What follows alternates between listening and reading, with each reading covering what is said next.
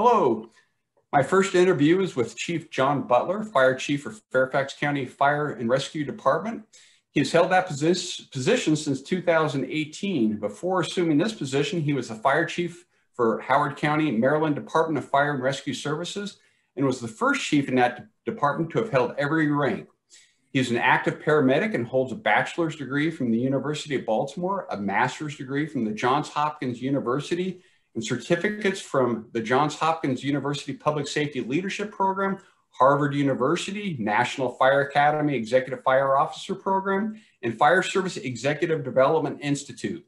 Chief Butler co-chairs the International Association of Fire Chiefs Diversity Executive Leadership Program, holds the Chief Fire Officer, Chief EMS Officer, Chief Training Officer, and Fire Marshal designations from the Commission on Professional Credentialing. He is a member of the National Fire Academy Board of Visitors, sits on the Northern Virginia Fire and Rescue Leadership Development Institute Advisory Board, and is a commissioner with the Commission of Fire Accreditation International.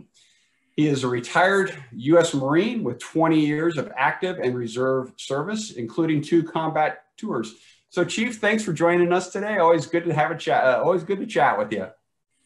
Thank you, Bill, and honored to be here. Well, today we are going to be talking about embracing an all hazards mission.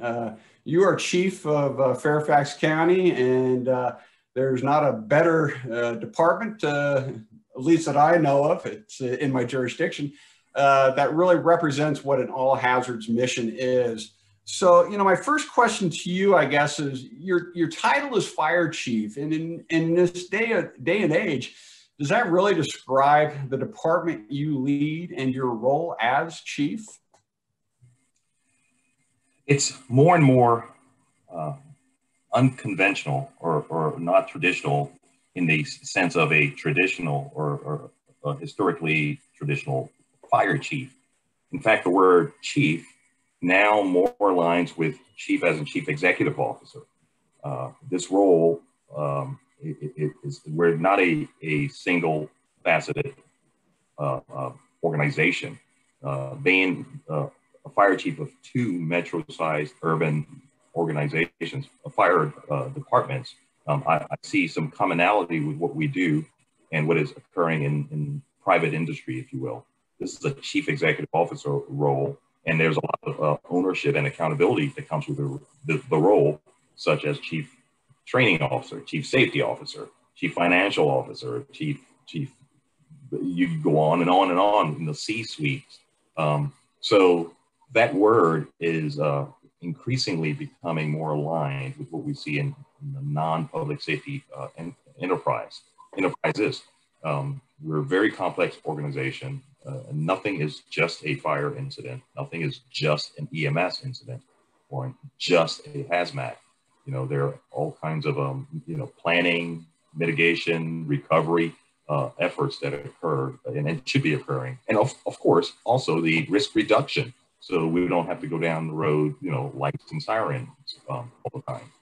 So yeah, it's evolving. And because like I said, nothing is a single hazard. They're pretty much all intertwined. So has that transformed your way of thinking? It's almost like running a corporation with you being the CEO. I mean, 30, 40, 50 years ago, fire and EMS, but now again, it's so much more broader, and it encompasses everything, as you just alluded to. So how does that change your way of thinking, and how does that just change the overall management of your department? Well, as we do talent recruiting, talent acquisition, talent management, succession planning, we should be looking for chief officers who have the ability to think asymmetrically or have a diversity of thought. One thing I look for when I seek out promotions in this and the former organization I've been associated with, I look for folks who have a multi-dimensional experience in their fire their fire career. When we do interviews and I look at resumes, I look for that diversity. Like what things have you done?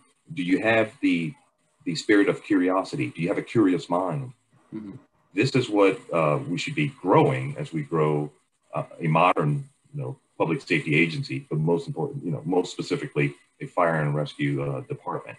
That spirit of curiosity, learning more, doing more, and being nimble and agile to meet the community where they're at. So you as chief, are you implementing new learning opportunities for the members of your department to target those areas you just addressed? I really believe in modeling the behavior I would expect from others. And I think I've been an adult learner, and learning is leading and leading is learning. And I look for that in our workforce and our officer corps.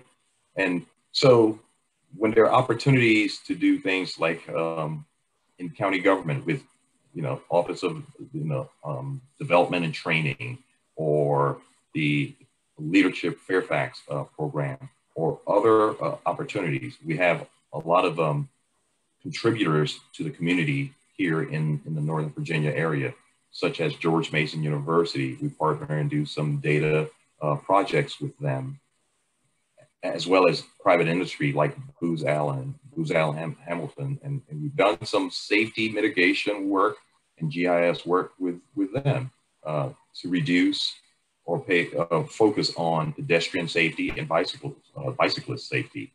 So we are not a single service during the COVID pandemic aligning with the health district, and utilizing some of our resources. We had some command vehicles, command vans, kind of RV-like vehicles that we were able to repurpose to work with the health district as mobile testing facilities. So being, like I said, nimble and adjusting to the emerging threat or emergent hazard is really important. If you're static, you're regressing, and we're constantly looking for ways to improve. Chief, I know there are a couple of areas where you like to focus a lot of attention, and one of them is in the area of research. Where do you think we should be focusing most of our research today in the fire service to address the challenges in responding and to address the challenges in terms of firefighter health and safety? So can you elaborate on that? Absolutely. First and foremost, we should be taking care of our workforce, our responders, and their health, wellness, and safety. So certainly in gear and carcinogen exposure, carcinogen reduction, we have now had a pandemic for well over a year. And what are the long haul implications with that? There are many doing really good work and gathering the information and data that we're going to need to see what happens downrange. Like I said earlier, our fire stations, are they clean? Are they most efficient? So the research in how we live, work, and retire and have a healthy retirement must be the epicenter of the research that we're doing. Second to that, and naturally, what does the community need from us? What services they need and in what capacity? So looking at some EMS advances and equipment, making sure that we're continuing to be the best and have most advanced equipment for out-of-hospital care. Yet shouldn't be too terribly heavy, because our employees have to carry them at times up a number of flights of stairs. So all of that comes into play, from ergonomics to the services being provided. Chief, I also know you place a lot of emphasis on data. And for you, there is a distinction between data informed and data driven. So can you elaborate on that distinction? Yes, absolutely. It's not an original thought. I have been enlightened over time to know there's a distinct difference between data driven and data informed. the latter, data informed, brings data into play, but also leaves room for discretion and decision making by the leader. And that's very important in our industry, because ultimately, as an all hazards department, we're generally an insurance policy. You know, if we were pure, there are many things we would be doing, or vice versa, many things we were not doing. There are big leaders in the industry of data and protecting firefighters, such as, you know, exposures. Dr. Lori Merrill is doing really good things in her enterprise, as well as here in the Fairfax County Fire and Rescue Department. Data is becoming more and more important as we find efficiencies in what we do and how we do them, and being able to stand in front of those employers, my supervisors that we talked about, such as the board of supervisors and the community, and be able to tell our story and narrate a story that is fact-driven and fact-based. As it says in your bio, you are the co-chair of the International Association of Fire Chiefs Diversity Executive Leadership Program. Why is that so important to the fire service and to communities across this nation to commit ourselves to leadership opportunities for people of different races, ethnicities, and gender identity? I mean, it's the right decision. There's no question about that. But, you know, what is the message coming forward out of this leadership program that you're espousing and your fellow members are espousing? It's important that fire and emergency services reflect the communities they serve across the United States. Our strength in the U.S. is our diversity and the demographics that make up our country. And likewise, our departments, our fire and rescue departments should be the same, or attempt to do that. It doesn't happen, you know, passively. It's active, engaged, energetic work that has to occur to ensure we have a diverse workforce. In some cases, people are not really familiar with this industry still. We still have to do a lot of work with, you know, expanding our outreach to show people this is a very viable profession. Also, reaching out to areas that we typically have missed, you know, be it in colleges or historically Black colleges and universities, the military, you know, other civic associations in the community. We need partners to get this diverse workforce that we have to have in the fire service. Last year, you ran for second vice president of the International Association of Fire Chiefs, and you succeeded. So soon you'll have the bully pulpit to share your vision of leadership, what it means and how it can best be directed. You'll be sharing that with your peers throughout the country. So can you give us a little snippet of that message you're going to be delivering here shortly? Thank you.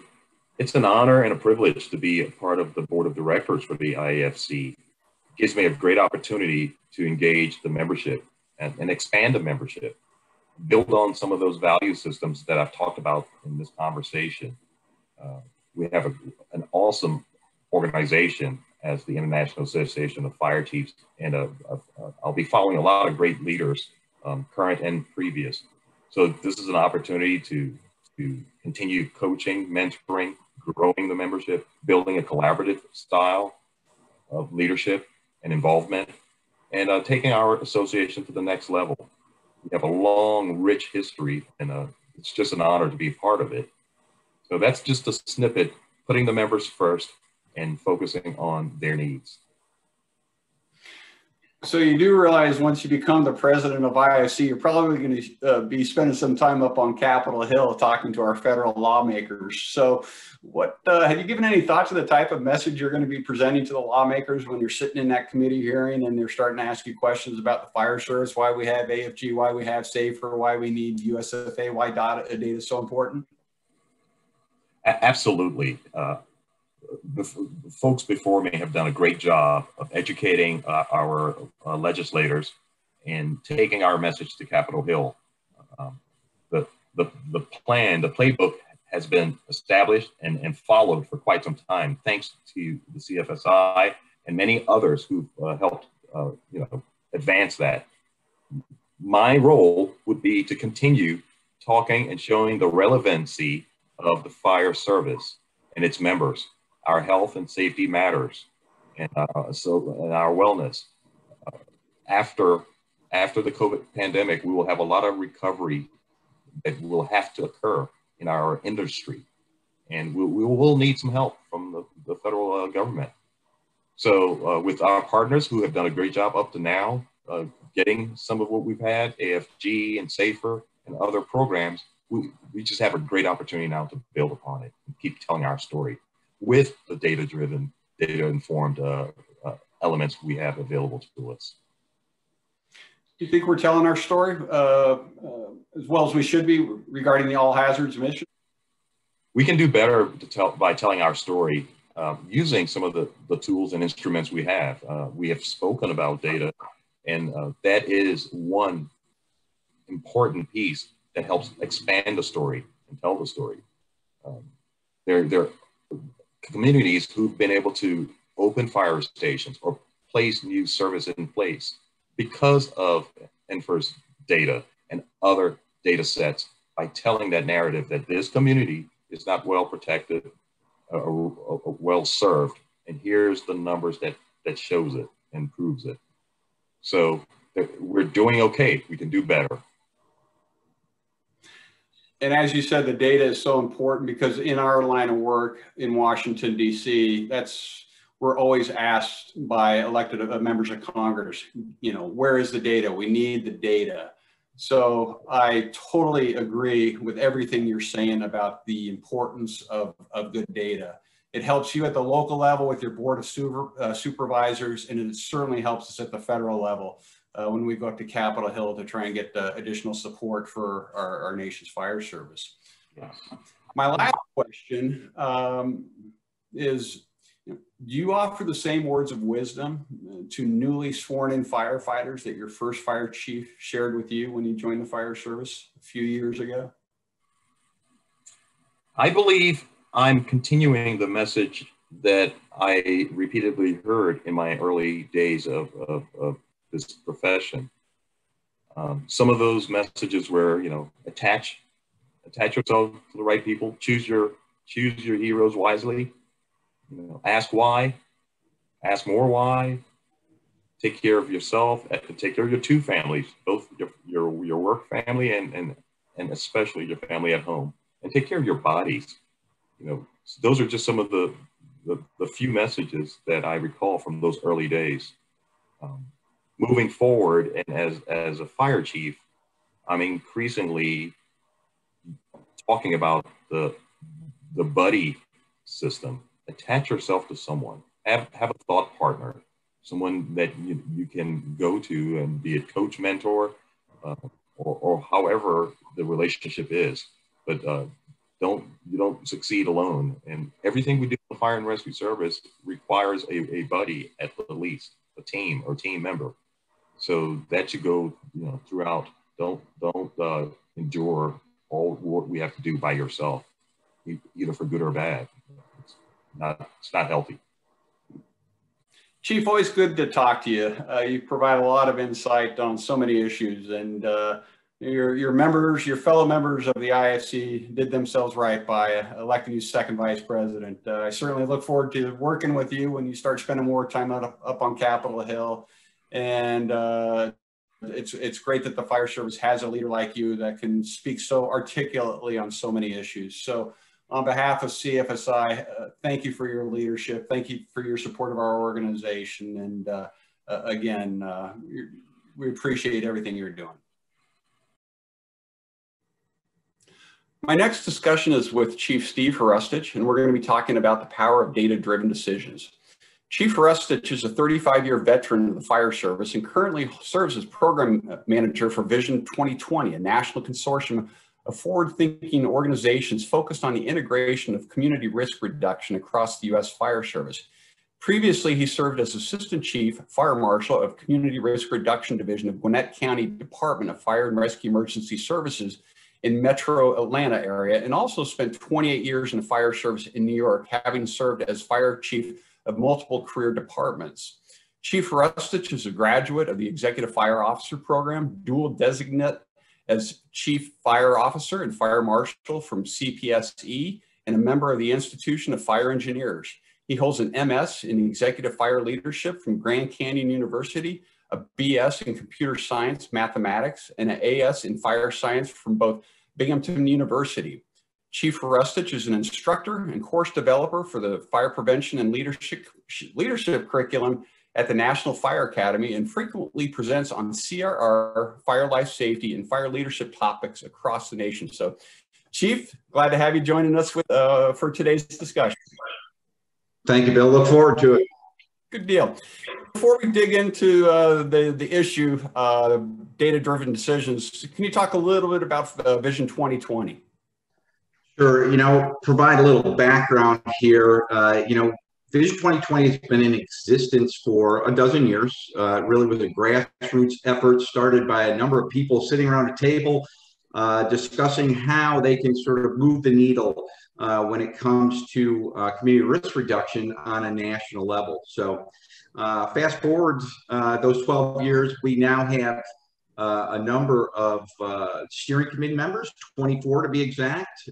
Those include some of the biggest organizations in the U.S. Fire Service, such as the IFC, the IWF, the NFPA, the ICC, and a host of others that really help provide guidance for the project. We are hosted by the Institute of Fire Engineers, the USA branch, which has generously lent their push towards community risk reduction by supporting this. So a little bit here about our mission, who we are, what we do. Our mission is simply this: to build strategies, facilitate collaboration, and overcome barriers to make communities safe, healthy, and resilient. We are driven by 6 strategies of advocacy, which is really at the top level of the fire organizations, from the fire chief to local community leaders, as well as other stakeholders. Outreach and education, that's both to the fire service as well as the public that we serve. Fire service culture is strategy 3. Technology, which plays an important role looking forwards, to the fire service in the 21st century. Codes and standards, and the last is really model performance, measuring what we do as a fire service to provide value add to the organizations. These 6 strategies really guide our focus and approach to really build capacity for CRR on a national level. Fire chiefs use budget information, demographic information, surveys, risk models, to guide their decisions and manage the operations of their departments. Our discussion is primarily focused today on community risk reduction. Vision 2020 is the catalyst for advocating that concept. Can you explain the concept of CRR and how it utilizes data to drive decision-making processes to reduce risk in local communities? Used to identify and prioritize local risk, followed by the integrated and strategic investment of resources. That is the true, definition of what CR truly is. So when we look at this from a perspective of data-driven decision-making, what this does is helps us to address misconceptions or the differences in perceptions that the fire service typically sees when we try to make decisions not based on data. So we see this all the time when we talk to local fire departments in some of the data courses that we have. This is truly why that step 1 of the risk assessment process is that of, within the CRR model, is identifying that risk as that community risk assessment. By understanding local risk through local data, we position ourselves to really build our programs driven by model mitigation strategies so we are successful and sustainable. Really, other than that, it's just a calculated guess. And going back to, that discussion on, where we see this, we ask, people all the time, talk about cooking fires and, get a response that we don't have a cooking fire problem here. And lo and behold, after looking at the data, I think what they see, it truly tells a true story, and that really helps dispel some of those misconceptions that the fire service has over what are the true risks within the community. So, if we look at data-driven decision-making, it also identifies problem areas where we have issues with the data set. And that is something that certainly can be addressed. But again, having the data in front of you to have informed discussions with community stakeholders, and those are folks within the fire department, outside the fire department, really lends credibility and builds that value add to the fire service again.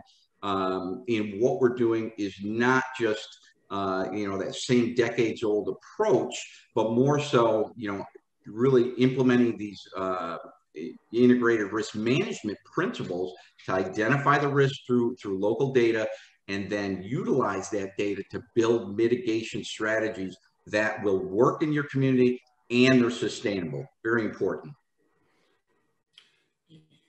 You talked a lot about data, and I think you answered part of my question. Local data, is that where the information comes from? Is it local data provided by fire departments or other stakeholders?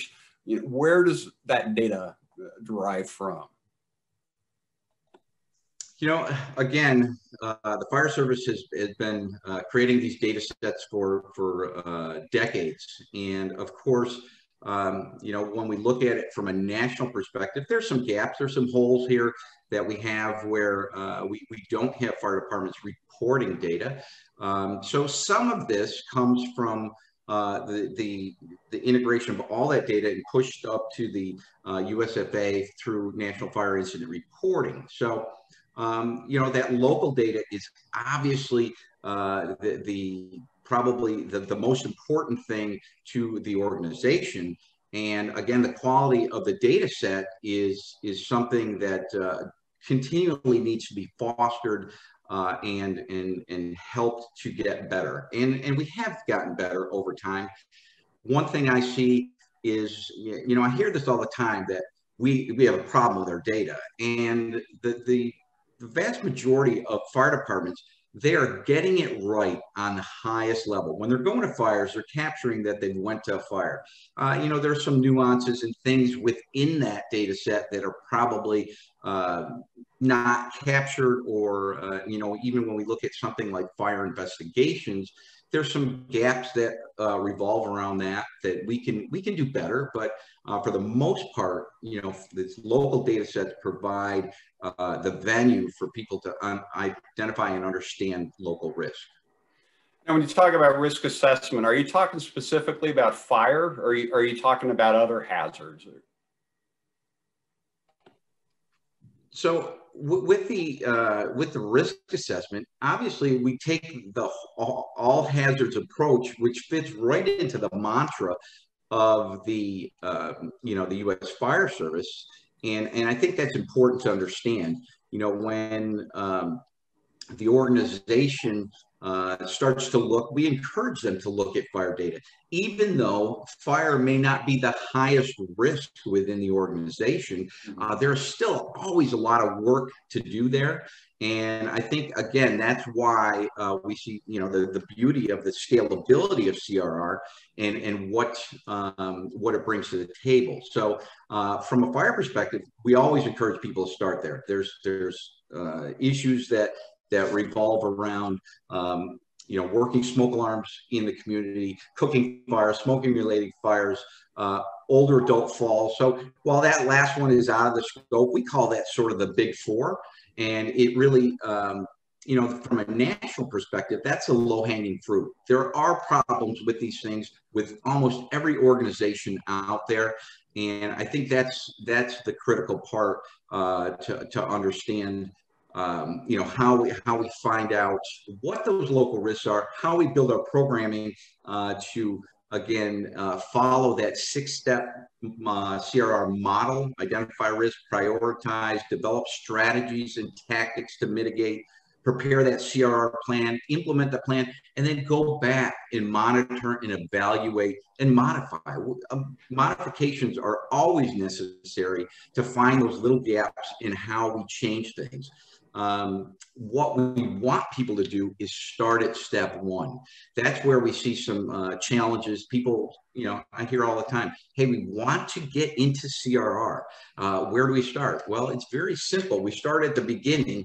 And what we try to do, Vision 2020 tries to do is make that process, that risk assessment process, very simple and easy to do, to have those informed discussions about those next steps. It's really the I want to get into CRR. What do I do? That is the next step of planning, CRR planning. So just going back there and looking at the importance of that initial step, we see people sort of stumble out of the gate. We've been trying to teach this for 10 plus years.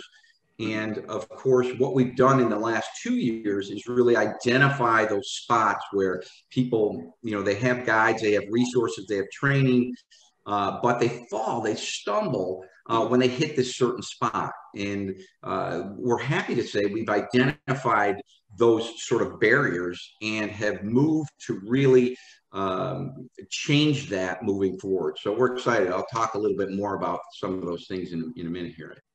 They say you can't teach an old dog new tricks. So is CRR, are you getting buy-in, from the current leaders, or is this something that's being embraced more by the future leaders? And how are you going about finding out who those future leaders are?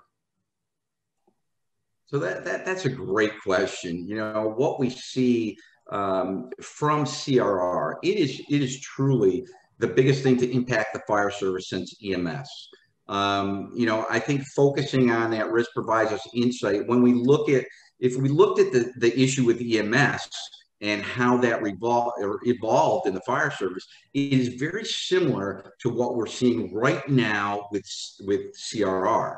So in the 70s, we had early adopters of EMS that jumped in. Over a 15-year period from there, we had other departments sort of trickling in. So they sort of got their toe in the water, in that sort of 15-year period.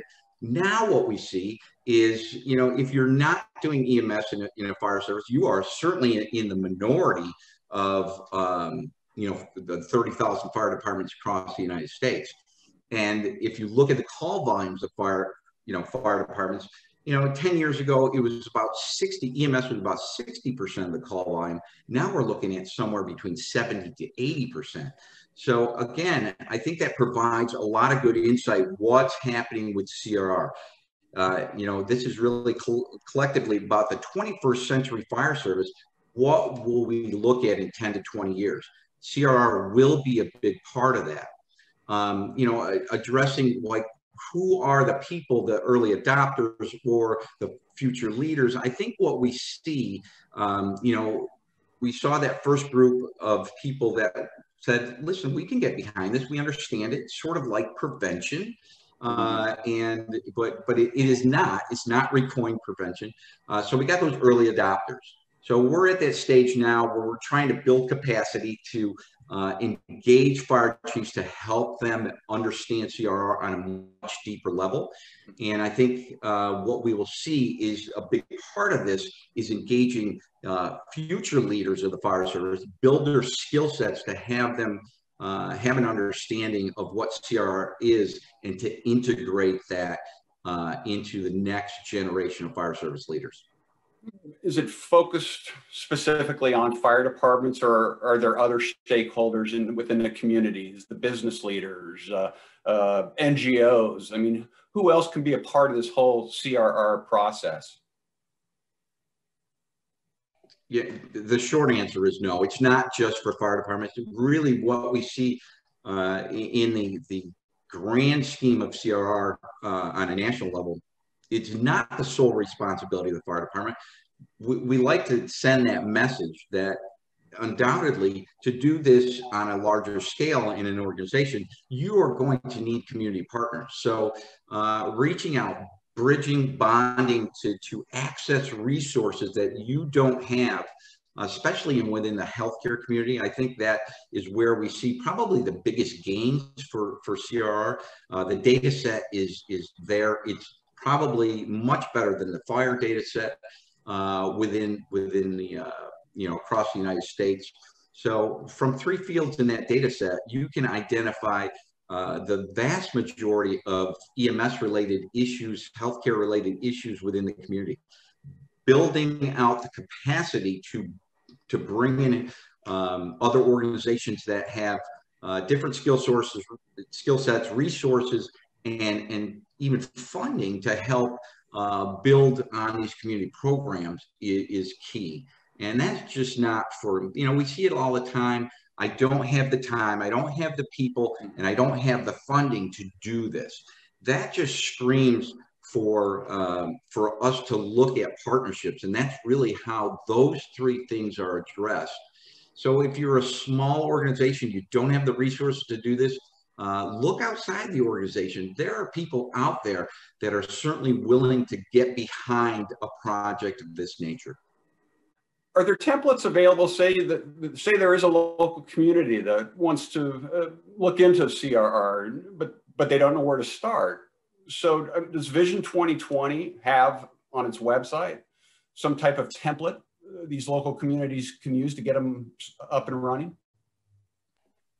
Yeah, we encourage everybody to go to our website. Everything that Vision 2020 produces is free of charge for fire departments and non-fire department entities, across the United States and worldwide, really. We're seeing, departments in Canada starting to look, more at what we have to offer, as well as internationally. I think that provides a venue to take have a discussion about some of the things we have there, the tools, the trainings, the resources. There are some fantastic guides out there. The Community Risk Assessment Guide, which is getting a final update again to put back out to the fire service, a CRR planning guide that really identifies those steps and helps build that capacity. Outcomes guide, which really helps to change the mindset from looking at things from an the fire service from to look at outcomes rather than output. So that's important to help measure our effectiveness. And again, it provides a value add to what the fire service, provides to that community. We also have training available, one-day workshops. We have Essentials of CRR, which is an online training course available free of charge through the IFSTA Resource One site, which is a partner. We have our data collection analysis training, which I think is probably one of the big changes that we saw in how we approach community risk assessments. What we're seeing from that is small organizations walking away from this 2-day training with risk assessments that are 40 to 50 pages, which is a very different approach from that basic, risk assessment of 2 to 3 pages early on, in this process. We also have a materials generator, which can provide people free, free handout material, educational material for folks. We have a Discovery Data Hub, which provides insight into local data all the way down to the census level. We have programs such as the State Collaboration and Engagement Framework, which helps build capacity for statewide CRR efforts. And how we measure the complex issue of integrating CRR into the U.S. Fire Service. So there's a tremendous wealth of information, and the website is strategicfire.org. I do want to thank you for what you're doing to carry forward this message of CRR. Up on Capitol Hill, it's been ingrained in my mind by a lot of your colleagues that, what Franklin said, Benjamin Franklin, an ounce of prevention is worth a pound of cure. And I think that, when you look at the cost of fire, the toll of fire in this country, in human loss and in property loss, it's not going down. And so local communities that are strapped with their budgets, states, federal government, you do need to look at different ways to, again, safeguard our communities and reduce that heavy cost that's being inflicted throughout our country. And CRR is certainly a great concept that I think we're seeing adopted more thanks to Vision 2020, thanks to your leadership and your peers.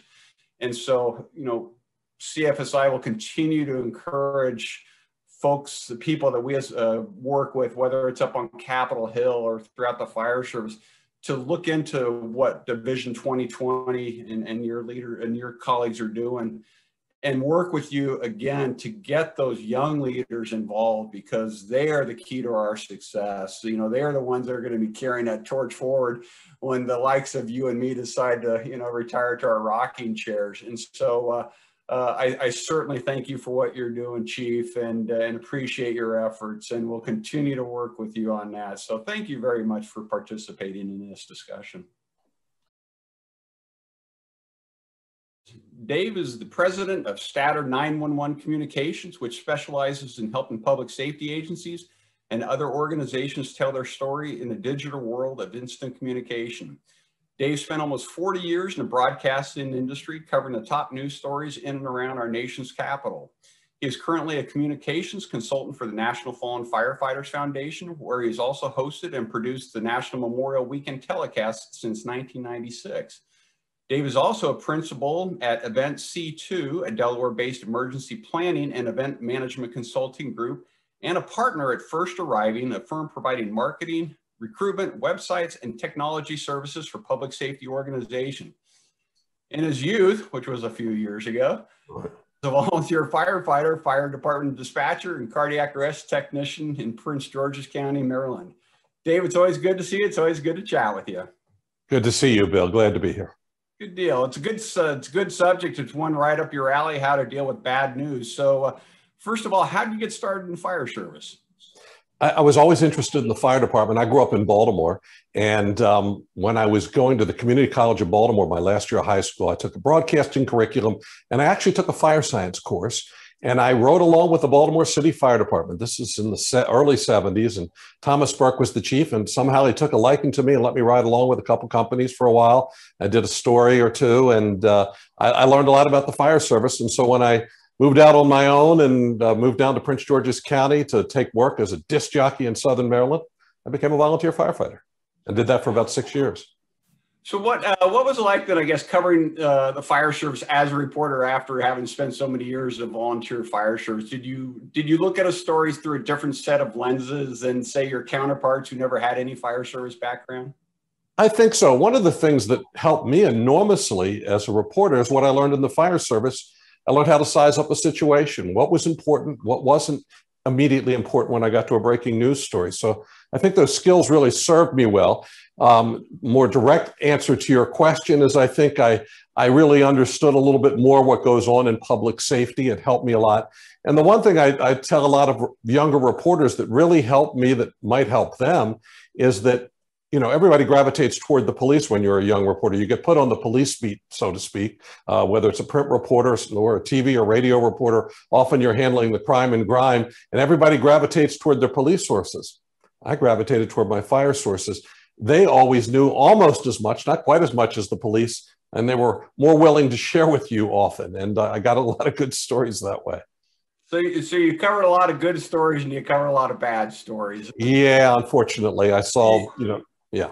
Yeah. So, let's start with that relationship between a reporter and, say, a spokesperson, a PIO for a fire department or a fire organization.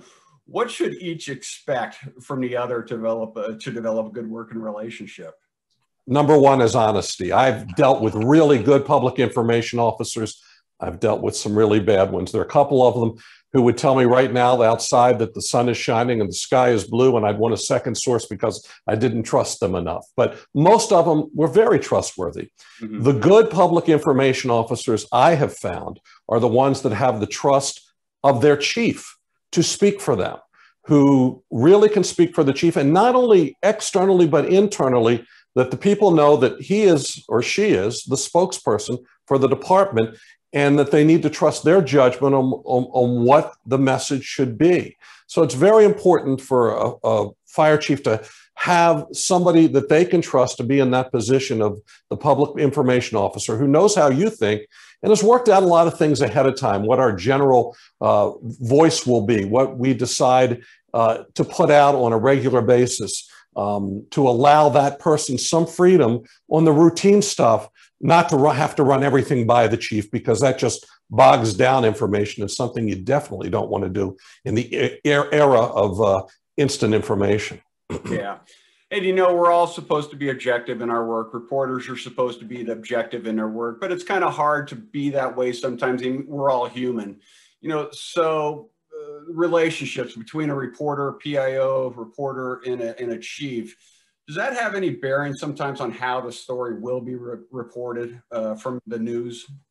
You hope not, and everybody's a professional. Even the ones that I didn't trust, or the ones that I may not have gotten along with, who are public information officers or chiefs, I tried to be fair to them. Fairness was very important to me as a reporter, and I think the reverse should be thought of that way. That, you know, you may not like that person, but that person has an audience that you need to reach. Don't let the emotions of that relationship, even if they've been doing a series of stories, you know, impact what your message is. You have an important message to get out. One of the things that often happens when there's bad news, it just seems to be routine for those who haven't thought about it, is everybody says, we're not going to talk to that reporter. We're not going to acknowledge that message. We're not going to answer those questions. So the story runs. And then either the chief sees the story, or the boss of the chief, whether it's a mayor, a county executive, a president of a fire company, it says, we need to get our side on. So what they end up doing, because they allowed the emotion to rule,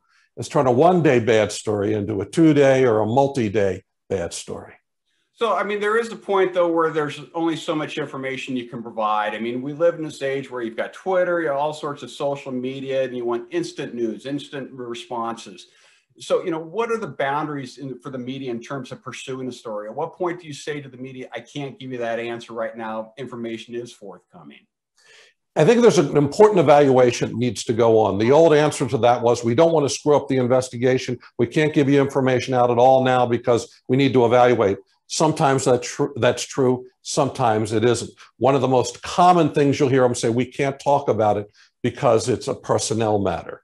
But often if you look, many of those same organizations will talk about it as a personnel matter when it benefits them. So my thought is, evaluate what you really can't tell, what would really mess up some kind of internal investigation, what would be unfair to say right now, and be very cautious about using that line, we can't talk about it, we won't talk about it, no comment, or that it's a personnel matter and we can't talk about it. Really evaluate it. The one thing that a leader of an organization has to balance, and this is difficult whether you're a fire chief, a police chief, or a corporate executive, is to balance the public relations people on one side, your PIO, and what the lawyers are telling you on the other side. Generally speaking, and I don't mean to tar lawyers here, they get tarred enough, they'll tell you don't say anything, we don't want you to say anything on this bad news situation. That's not always best for the organization. As the chief officer, you have to worry about not just the legality of defending this in court, but defending this in the court of public opinion. If you lose the image and the reputation of the department, you don't have much to deal with. So you've got to balance that. So without naming any departments, let's do a 180. Let's right. talk where our story went from bad to worse, and what were the circumstances behind that in terms of getting the information out. Often it's not only a nightmare for the department to see themselves up there, but they've made it worse. They allow this story to drag on and on. Information dribbles out a little at a time. It's not the way to do things. And look, reporters like to dig. That's their job, to kind of look at things. And what happens is you hear something that doesn't sound right, and you investigate further. I can think of one that involved a police department that really is relevant to all that we're talking about, and where a reporter colleague of mine was on a story, and I heard an answer during a press conference. It was my day off. And I listened to it, and I said, something isn't right. And this was on a Friday. I go in on Sunday and listen to the raw tape. And to that reporter's credit, who may not have had a lot of inside information, she pinned down the PIO off camera, but you could still hear it, wanting more information on the question that she asked. I said, something is not right here. Well, that story turned into a months-long investigation that ended up on 60 Minutes. We did it locally and ended up with the sudden retirement of the police chief and a criminal investigation. And it all came from not telling the truth on a somewhat, maybe not completely related story. And it got our suspicions up that they weren't telling the truth. And it didn't turn out to be good news at all for that department. Okay. Everywhere we go now, there's cameras looking at us. I mean, and there's some good sides to that. There's some bad sides. I mean, we're catching some nasty actions being taken against citizens, assaults, etc. You know, so there's the good side. Then there's the bad side. So, you know, what is your message, you know, so I guess in this case, the fire service, in terms of just being, you know, being on your best behavior, for lack of a better term? You know, ages ago when I was in the fire service for those 6 years in my youth, a long time ago, as Billy Goldfeder likes to say, for your hot minute as a firefighter. But one thing that that's so different between now and then is that I can only think of 2 times that there was actual, not video, but film of what we were doing while there was a fire going on. One was a tanker fire on the Capitol Beltway, and another was an apartment fire where I was the officer in charge of the first piece. But those are the only 2 times. But today, no matter the call, there's a camera there. It can be an EMS call in front of your office building, Bill, and you know, Arlington Fire Department shows up, and you're going to look out on the sidewalk and look up, and you're going to see 5 or 6 people with cameras taking pictures. The fire service has to learn to operate under a microscope. I've seen some training that's going on with EMS, particularly, where they teach paramedics how to do their job, their very technical job in dealing with a patient, and they put cameras on them so they know what it's like, so they're not distracted from the patient by those cameras. It's the fire service's job to really ignore those cameras. As long as the people are not interfering with your operation directly, are not in a harmful area where they can be hurt because they're too close to the situation, leave them alone. Let them go, because you're never going to look good interfering with the cameras around you.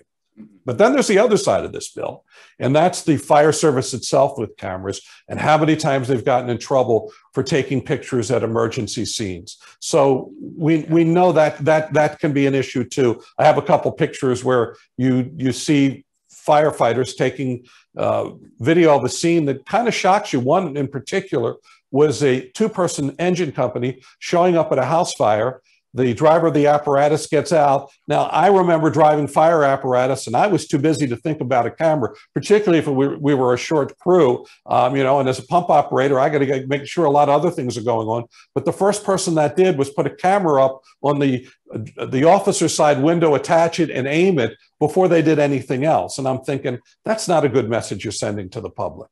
And, you know, as our good friend Kurt Verone often says out there, you need to have good policies for this. And you need to make sure they're vetted by the lawyers, and you make sure that you, as a leader of the department, lead your department in a way that they know what's expected of the firefighters when it comes to taking or using video and how they jibe with the policies of the department. Yeah, I mean, those can end up in the courtroom and in the court of public opinion. And either way, you can come out on a negative end. And we've seen a couple of the laws that have come in place in a couple of states where first responders, fire, EMS, police are not allowed to take pictures of the scene and share them with the public. They may only be used for what the internal type things, but they can't be shared with the public unless it's official business. And that's been the outgrowth of some of the tragic things that we've seen. We know there was one incident. The one that really got fire chiefs interested in this, I think, was getting probably close to 10 years ago, was an incident where a firefighter was at the scene of an extrication at a car wreck, and there was a person who was dead there. The firefighter took images of the dead person, shared it with 1 or 2 people. It eventually was shared with enough people that it got back to the father of the victim. And I remember when that story made the news, suddenly I had fire chiefs calling me, say, what do we do about this? What's our policy here? And, you know, I told them what my thoughts were. And I said, you really need to get good legal advice here, because you have to also balance it with First Amendment issues too. Yeah, yeah. Okay, let's quit drinking from the half empty glass. Let's drink from the half full glass. You're involved with Fallen Firefighters Foundation, as am I. Any particular stories the fire service should be pitching to the media to help the general public better understand, the challenges and the need for greater funding for local fire departments? I think the best PIOs are always out there pitching those type stories. We have a mutual friend, Pete Paringer, and one of the things I always said about Pete, he's always swinging for the fences in what he does, because he, when I was a reporter, would call me regularly, say about this and tell me a story about what we're doing good here, what we need to do here for fundraising, all these different type stories. I can't say as a reporter I did all of them, but people would always complain, why do you always do, when Pete was with Prince George's County or Montgomery, as he is now, fire in suburban Maryland, why do you always do their stories? And why does the news media always do their stories? Because they're out there pitching every day with these stories. Probably 80% of what he pitched doesn't make it on the air, but we've seen Pete's stories in the national media. We've seen him on Good Morning America and others, because he's got a good relationship. And when you need to raise funds for a department or whatever you need to do, you have that good relationship. Doesn't mean they're going to do all your stories. But the other side of this is, don't just rely on that relationship with the news media. You need to tell your own story. You have the ability now with social media to tell that story, whether it's Facebook, Twitter, whatever the platform you're using. Hopefully you're using all of them, and that you have built reputation equity with your community by using that social media. And you will find that they will come through for you if you build an audience there, that you can speak directly.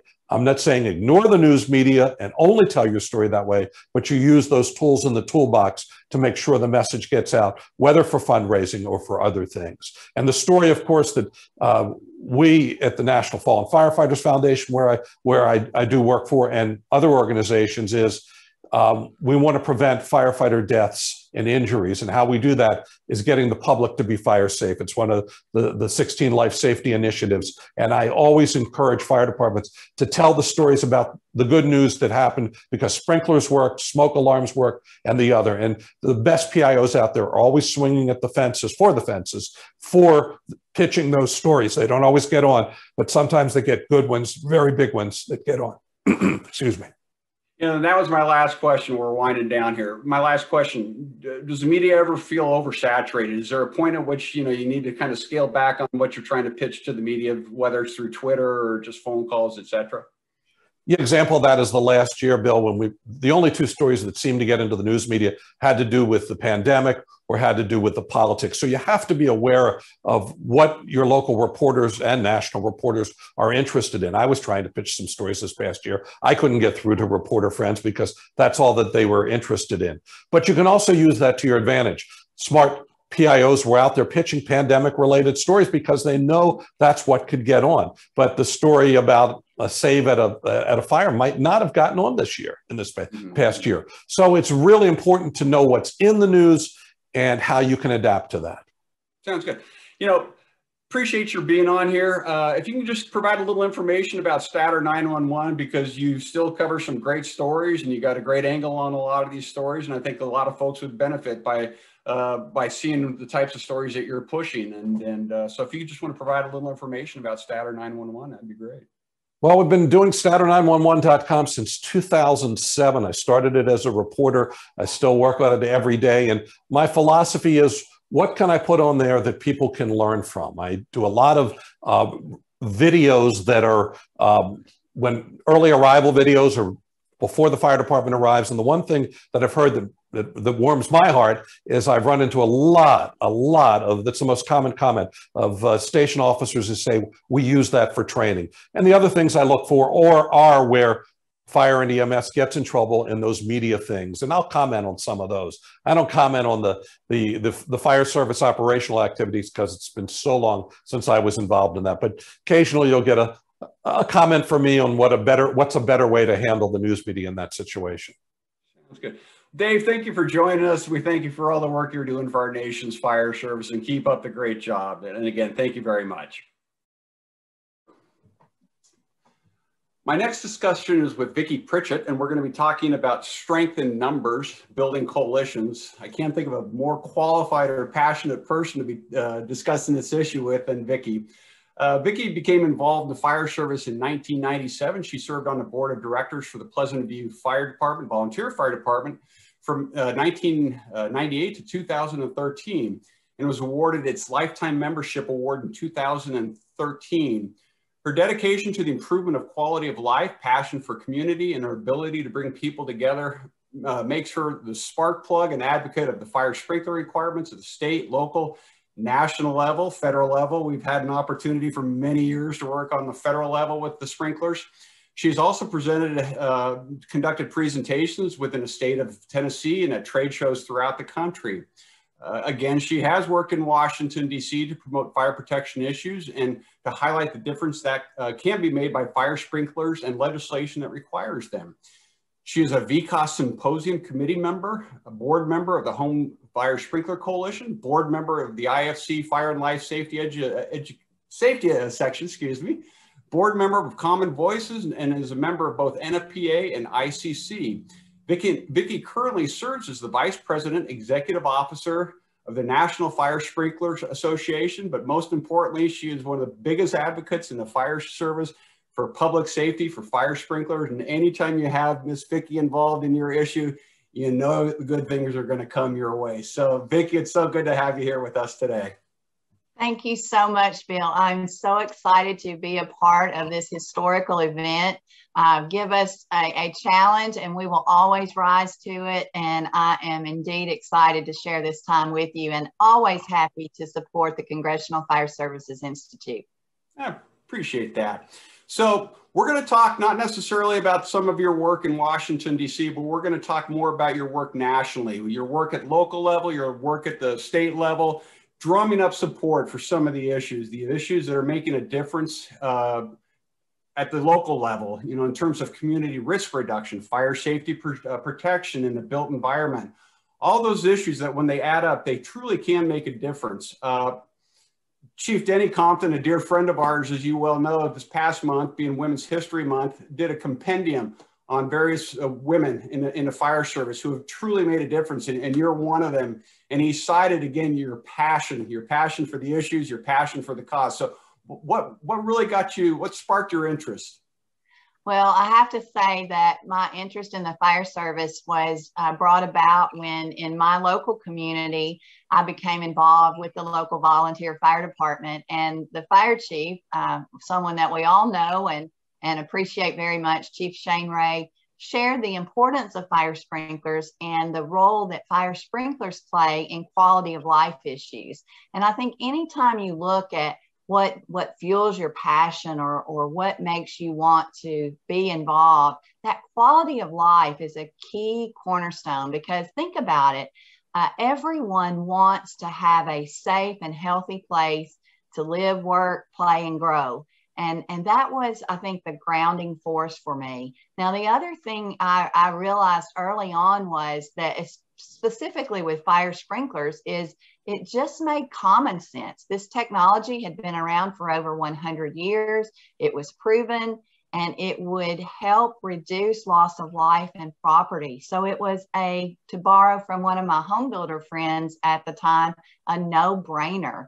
And I think that all of that comes back full circle to the important role that telling your story, understanding your cause, and being a champion, a true champion that is tireless in being able to spread the word and share information so that everyone can choose to join along and become part of your movement, for lack of a better phrase. So you've been carrying the torch for I don't know how many years, and I'm hoping that a lot of people who are participating in this symposium represents the next generation, and they want to get involved. You know, so what do you say to them? You know, there are opportunities that are out there, but how do they find out about these opportunities? So I think it's key to get involved in your local and your state organizations. And with that, I certainly would be remiss to not give a tip of the helmet to the trailblazing pioneers who paved the way. I think of Jim Dalton and countless others who really did give and serve, and then they passed the torch. And I love thinking about passing the torch to the next generation. And one thing that we've realized is that with the new generation, they are very much involved on social media platforms. So I think that when you find a cause that you choose to believe in, and let's just use it as an example, at your state association level, your state fire chiefs association or your fire inspectors association, depending upon what your niche is within the fire service, but do find an association and be more than just a dues paying member. Everyone can pay their dues annually, but are you involved? Are you serving on committees? Are you helping to set the agenda? And just jump in the arena. We're looking for new ideas. We're looking for different ways of sharing a story. You know, a lot of times I will say when serving in some of those roles, Bill, I'll say, what would Ben Franklin do? And people will look at me funny, like, why are you bringing Ben Franklin up? I'm like, no, we need the innovative spirit that lived within Ben Franklin when we're thinking about how do we tackle today's challenges and opportunities that are here for all of us. So my answer to that is get involved in a way that you are truly engaged in the process. You know, and one of the things as it relates to CFSI's work, whether it was on the fire sprinkler bill, we've done a lot of work with campus fire safety. When you build those coalitions, yeah, your start could be with the fire service, finding out, you know, those members of the fire service that want to get involved. But then you look at other stakeholders. And when you actually start sitting down and looking at potential stakeholders, you will suddenly find you might have a full page of different types of constituencies that would have some close connection to public safety. Absolutely. Having those key stakeholders involved in the process is so key. And, you know, Chief Ron Sarnicki with the National Fallen Firefighters Foundation does a really great job when focusing on community risk reduction of talking about what are you talking about at the kitchen table. And we all know the historical significance of the firehouse's kitchen table. But asking those questions and involving those stakeholders. And when you're looking at fire sprinklers as an example, you know, you don't want to leave the home builders out, the realtors, the insurance agents, the public policy makers, all of these people who are not truly in the fire service, but who can become cheerleaders and champions for the fire service in a way that can make huge differences. And certainly I know we see that when we're working on CFSI activities on Capitol Hill and beyond. Coalitions make a difference because you are bringing different perspectives to the table and becoming one unified voice for an end goal of a safer world is the way I look at it. Yeah, and you said bringing people together. Some would say it's like herding cats, and so sometimes, you know, when you try to develop those coalitions, you can't really bite off too much initially. I mean, you have to respect other organizations' positions, and you know, sometimes you might not be able to get that consensus, but you keep working at it, correct? Just to find out what areas can we focus on as part of a coalition so you can keep it intact. Absolutely. And I'll use as an example with that, BOMA. Many times we find ourselves at odds with the building owners, but in key areas, if it's, as an example, if it's an incentive instead of a mandate, they are on the same side. So you look for those opportunities that make it okay for us to be singing the same song. And when you're looking at fire service organizations, you know, many times when we begin a coalition, some may be skeptical because they're so focused on their end result and their goals and objectives that they feel like if they become part of a coalition, it might weaken them independently. And I think that what we've learned from past experience is that when the really special things happen, it's when everybody, and I'll use this analogy, you check your guns at the door. And when you come in and we're working on this, we have a vision for what we can do, working collaboratively together. And then we figure out who can give what, and we march forward. And just having that, I'm reminded of the Truman Fire Forum that happened a couple of years ago. I felt that synergy in that room. It was a historic building, but to feel the leaders of our nation's fire service come together, and certainly I think championing around the firefighter life safety initiatives made that extra special. But there's ways for us to identify and work together. And in that example, we did invite additional stakeholders that had not been at the table before. So all the time, consistently, if we're focused on adding to the team, if you will, the end outcome and the measurement on the end will be much more positive.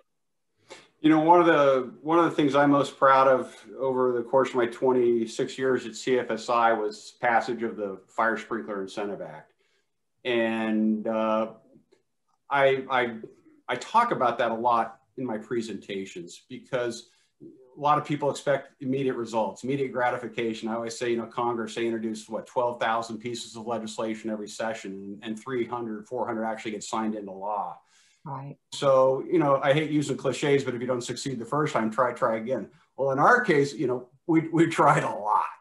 So can you put that in a proper context of, you know, you have to be patient when you're part of a coalition. You have to keep going back to the drawing table if you don't succeed. If it means that much to you, you got to stay in the fight. Absolutely, Bill. And 15 years it took. 15 years after the station nightclub fire, 15 years of walking the halls of Congress, knocking on doors, having meetings, doing burn demonstrations, you name it, we did it. And we came at it from so many angles. And each and every time we would always have survivors from that fire as part of it. And I think that stuck with me as much as anything. And I celebrated with you and continue to celebrate and use that as an example. We never gave up. We were determined. Rob Feeney, who has just been an incredible advocate, became a firefighter in the process of this 15-year. You know, he survives the fire. His fiance dies in the fire. As he learns to become an advocate, and oh, what a powerful advocate he is, he realized that he wanted to serve his community. So he became a volunteer firefighter himself. So many countless days, nights, months, years of hard work, and we just never gave up. And I can't say thank you enough. We had so many organizations at different parts in the journey be a part of it. But thank you, Bill, because CFSI was with us every step of the way. I think the IFF and the IFC and the National Fallen Firefighters Foundation, there were those core groups that were right there with us. Remember the photo that we took in front of the Capitol? Chief Rubin was the fire chief in DC, and we had a representative, I think, from all of the major National Fire Service organizations along with advocates. And that is just such a qualifying moment. And that was midway. And, you know, we thought we were almost there. We thought we were almost to the finish line. Little did we know we had another 7 or 8 years to go. But victory was indeed sweet when we were able to realize that. And now to know that building owners are able to take advantage of that tax incentive and ensure that another station nightclub fire will not occur. That's why we fought so long and so hard. It was truly worth it. Do you want to talk about the importance of maintaining contact as part of a coalition? And then also, when you are developing the strategy, sometimes it's better to write with a pencil than a pen because that strategy can change quite often. That is absolutely great advice, Bill. Certainly you want to be flexible and to have patience that as you're making your plan, to understand that you'll need to adapt. The other advice that I would give you as you're working with legislators, many times they'll give you very good advice. They'll have a unique perspective or some advice to give you, and certainly you want to welcome that and make adjustments in your plan. And then I think that just being open to new ideas and understanding that today's a new day and tomorrow's a new day after that. And we're going to embrace this and remain steadfast, adjusting as we need to throughout the years to see the win in the end. And certainly I just encourage everyone to keep the faith through those times. So you have led many coalitions. You've been a part of many coalitions. There's no question about that.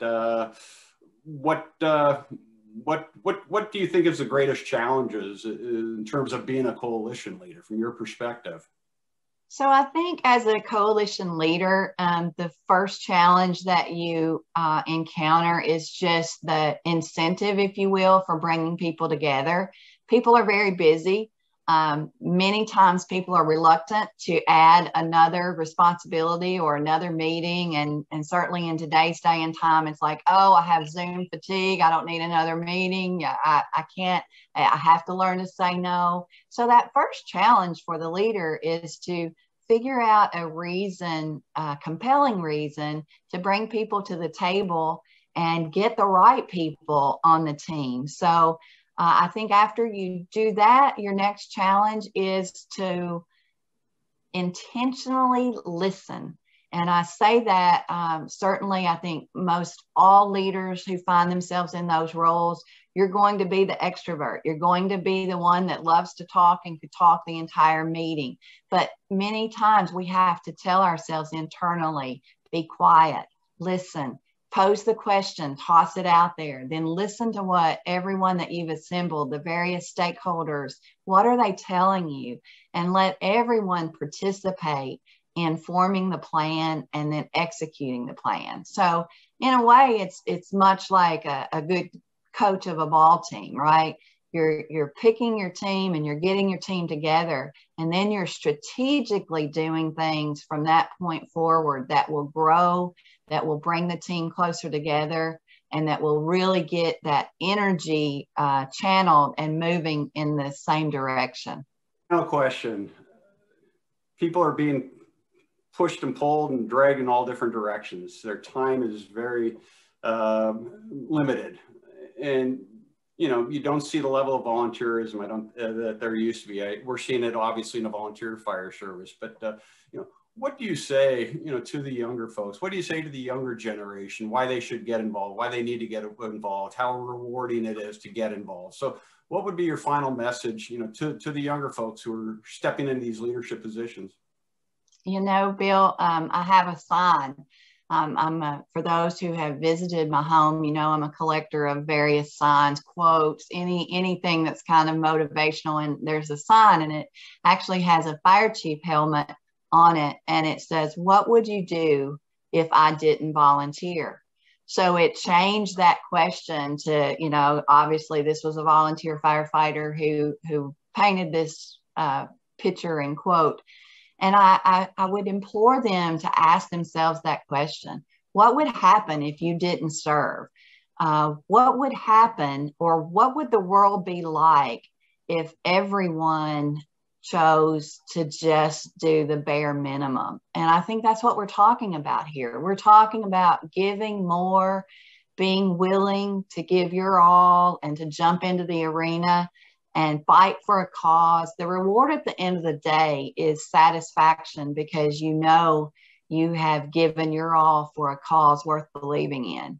And I've been working with Kevin and Jackie Freiberg in recent months. NFSA has a leadership institute, and they are very well spoken on being cause driven, understanding your cause and making the choice to sacrifice. And they talk about being heroic.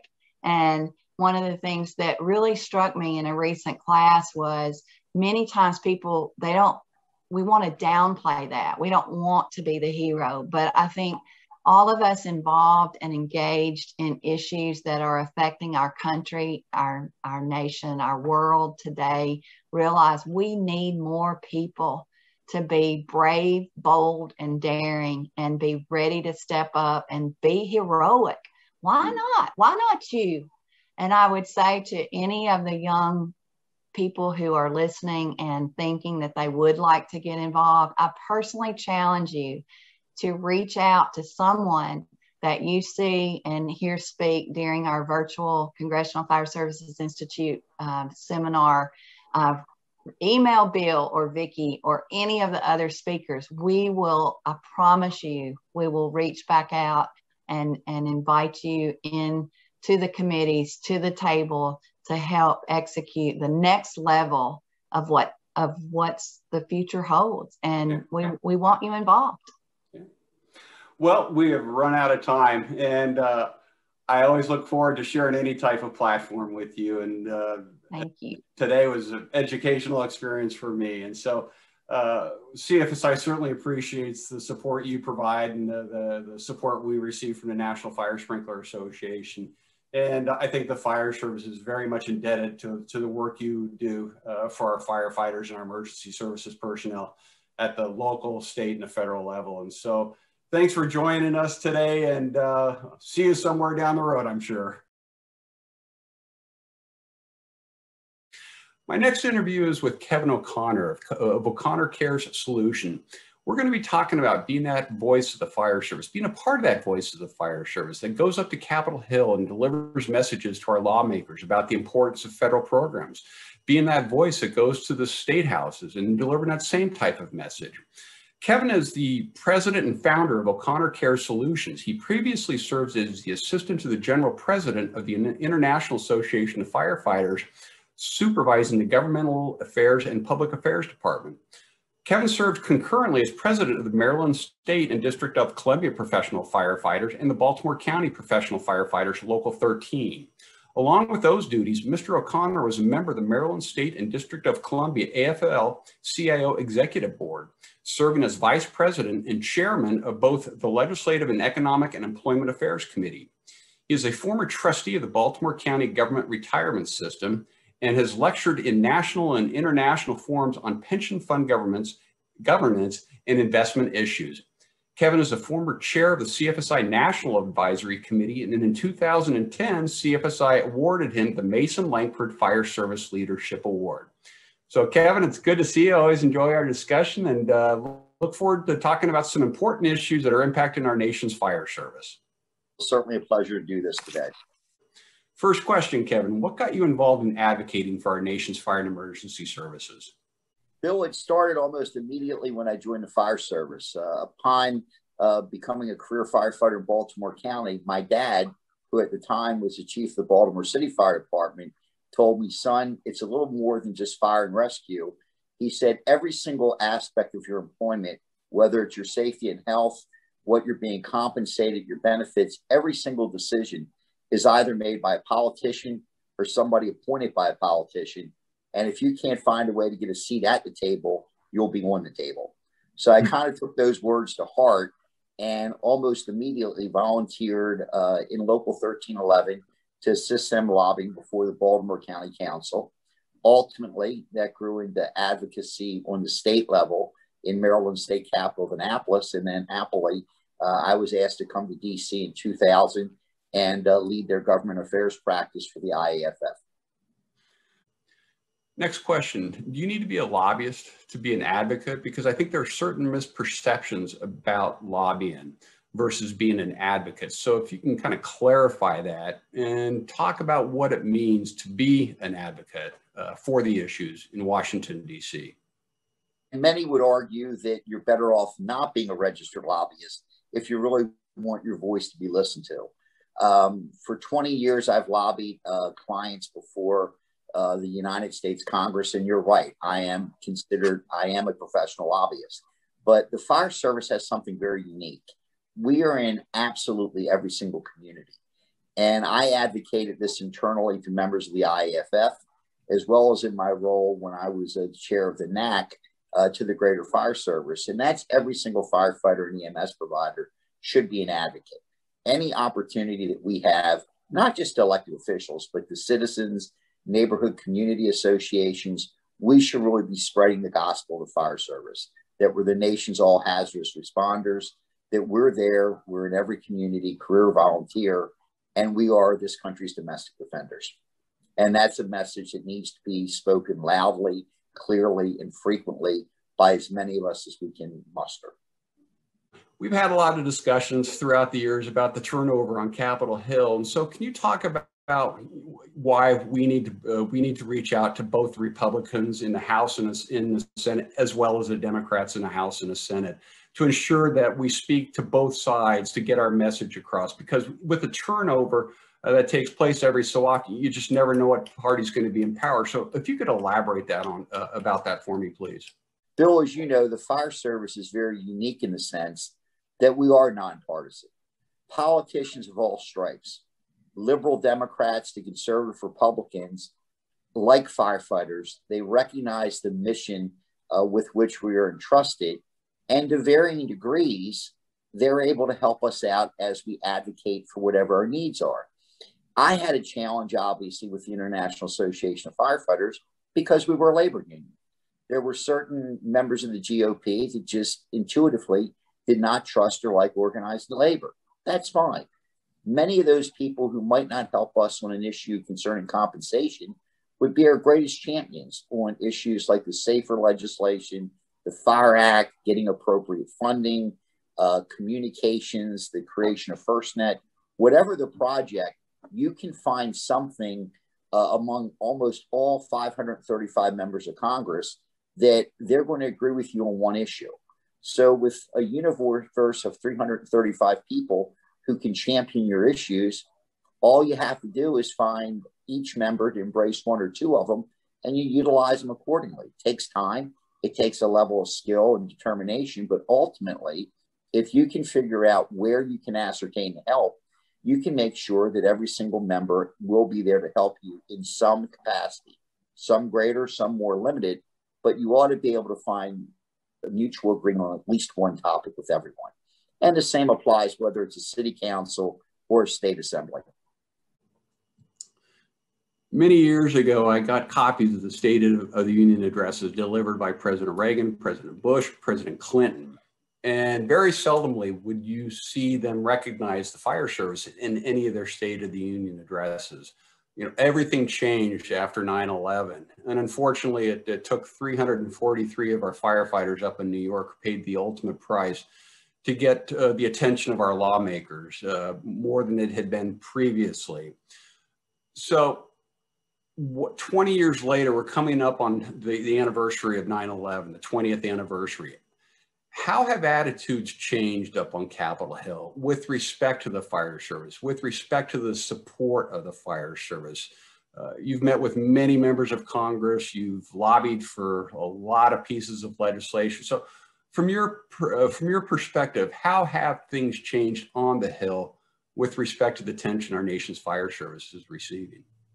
This issue is greater than just what occurred at 9/11. You've been around a long time, as have I. For many, many years prior to 9/11, the fire service was viewed as almost wholly a local responsibility. So accordingly, we didn't get much ink or much play up on Capitol Hill.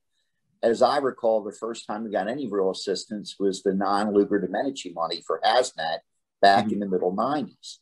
And it was a very, very slow slog trying to get additional legislation and resources for the fire service on a federal basis. We did authorize the Fire Act, more appropriately called the Assistance to Firefighter Grant Program, prior to 9/11.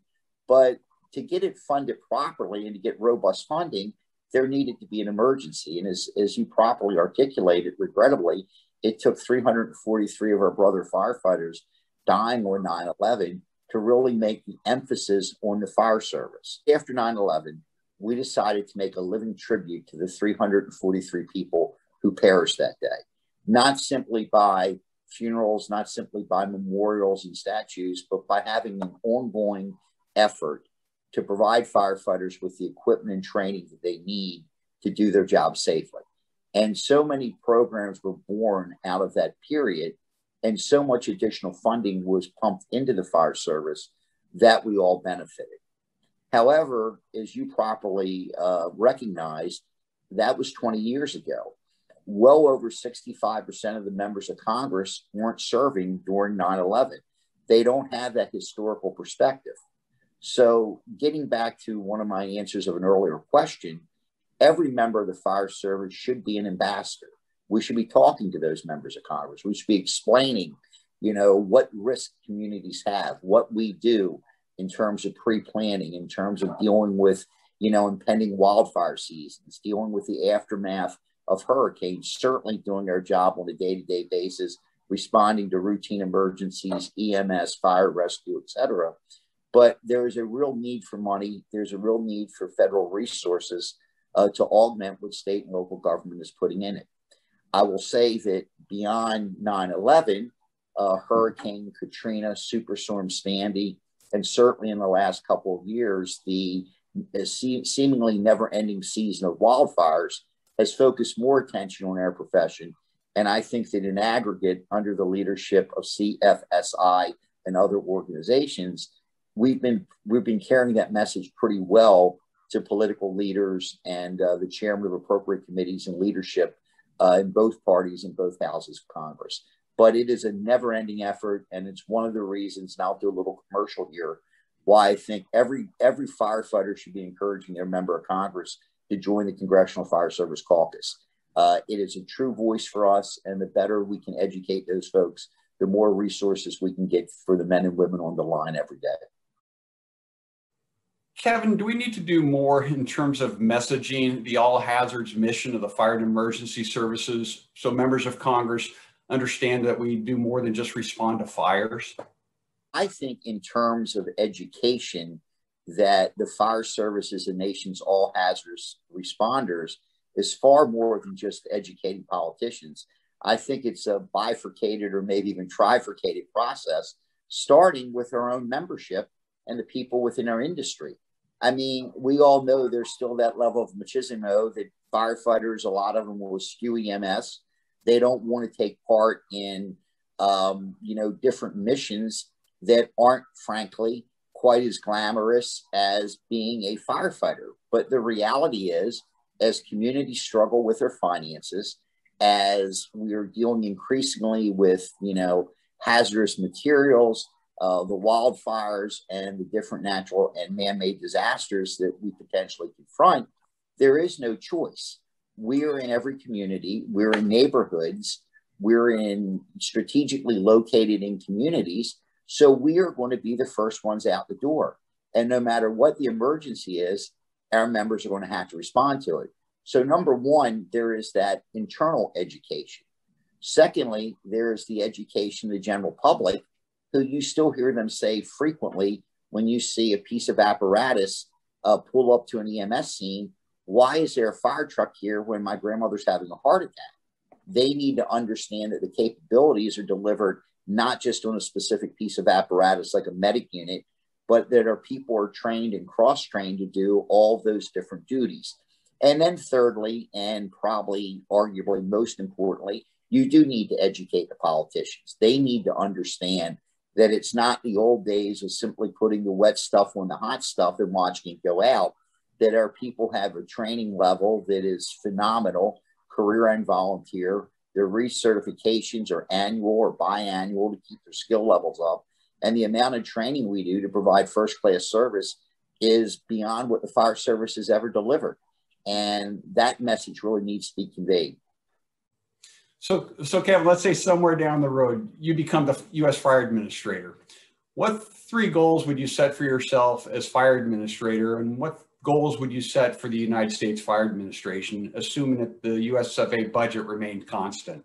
One of the very first things that I think the Fire Administrator should focus upon is rebranding the administration so that its name itself is clearly reflective of the fact that our mission is beyond fire, that it is indeed all hazards, that people both inside the bureaucracy, the political folks, elected officials, and the general public understand that we're not a single focused industry, that we are basically all hazards all the time, and that needs to be conveyed. I don't think, quite honestly, I think that we've been mired in tradition at the Fire Administration and in general throughout our profession.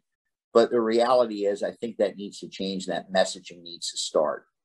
Secondly, I think that the administrator, now, of course, if I were appointed administrator, I would not be looking for longevity in that job. So I'm not averse to saying this, but quite frankly, I think the administrator should be advocating to make the U.S. Fire Administration a standalone entity and out from the umbrella of FEMA. And why I say that is it's no disrespect to the Federal Emergency Management Agency. They do a wonderful job. but they are resourced and all the planning are for immediate hazards and response. The fire service, the role of the U.S. Fire Administration, it's not a response agency. It's a planning agency. It's an agency that sets strategic direction. And in my view, that can be better accomplished if they were independent of FEMA and were able to actually try to set those agendas and do long-range planning and advocacy and support FEMA and other agencies, whether it's U.S. Forestry when they're dealing with wildfires, but to be a support function. And the third component is actually operational and consists of two different things. The first of which is curriculum. And I think that the curriculum that's being taught through the National Fire Academy and our priorities need to be reevaluated to reflect the all hazard response profile and to deal with things more than just good fire service training, which the NFA has been famous for doing, and they do a wonderful job, but personnel issues, labor management, teaching people really how to manage an organization, not just be quality fire officers, I think is something that is vitally important. And the last component is my own view is I think the data collection in the fire service, both for fire and EMS, is wholly inadequate. It's domiciled under the U.S. Fire Administration, and I would hope that the next U.S. Fire Administration would take a good hard look on making sure that the data that we collect is, number one, more easily obtainable by people in the field, and two, to assure that the information that we obtain by field units actually has utility and can be utilized to improve the level of service and the safety and health of the people responding. Name 4 leaders of the fire and emergency services, either past or present, you would place on the Mount Rushmore of the fire service. And instead of really describing what they did, talk a little bit about their attributes and why you would place them up on that Mount Rushmore. I would say Chief Alan Brunacini, because the word I would use to describe Alan is vision. I didn't always agree with him, but he's the one that really brought a customer service mentality to our industry and really understood that if we didn't have the people behind us, we couldn't be successful as an organization. So the innovations that Alan Brunacini had made to the fire service, I think, put him in that group of 4. Secondly, I would say my erstwhile colleague from the International Association of Firefighters, Dr. Lori Moore Merrill. Lori started her career as a paramedic in Memphis and worked tenaciously when she was hired by the International Association of Firefighters to really elevate the standing of EMS. And further down the line, she partnered with other groups in the fire service, including CFSI, in terms of doing deployment studies, proper testing to make sure that we were able to really get good information on how many people it needs to respond to fires, what the capabilities can be for crew size, and to really embrace the all hazard model of the fire service. And she worked collaboratively across all fronts to do that. So she brought herself, in my view, 2 very major changes to the fire service. And I think that tenacity really best describes Lori. And I think she certainly belongs there. The third person is Chief Denny Compton from the Mesa Fire Department. Denny started his career in Phoenix, as most people are aware, and then moved forward. But why I would put Denny on that list, Denny has done more collaboration and brought more people together within the fire service, in my view, than anyone else. The fire service is disparate with interest in labor and management, career and volunteer, the friction between EMS and fire, specialty type operations, whether it's swift water, heavy rescue, wildland firefighting, marine rescue, etc. And each of those groups have their own advocates. Denny has been a model of bringing people together for projects and seeing it through, making sure that we speak in one voice. He's been the greatest convener I've ever seen. And I think for those reasons, Denny belongs on that Mount Rushmore as well. The fourth is someone that I will tell you no one will have on Mount Rushmore aside from me. And there's a little parochialism with this one, and that's my dad, Pete O'Connor. My dad retired as chief of the Baltimore City Fire Department. he did it for 12 years. What my father had is an understanding that the greatest resource that any fire department or organization had is its people. Prior to being the chief, he was elected as the local union president, Baltimore Fire Officers Local 964 for 9 years. He was very, very well respected. And he took that desire of labor management cooperation and the recognition that you just can't fiat changes from the top, that if you really want to be successful, you need buy-in from every rank, every single person, every discipline within your agency to make sure that everybody's rowing in the same direction and you get there as quickly, safely, and efficiently as possible. So my four would be Alan Brunacini, Lori Moore, Denny Compton, and Peter J. O'Connor. And I'm going to add one more. I know I'm not supposed to, but I'm going to add one more. He's very early in his career, but I'm going to bet you 5 years from now, the new general president of the IAFF, Ed Kelly, would be on my list. Kevin, I just want to thank you for participating in this forum. I always enjoy our discussions. I seem to learn something new every time we have a discussion. We've worked together on many issues here in Washington, D.C. It's always been a pleasure.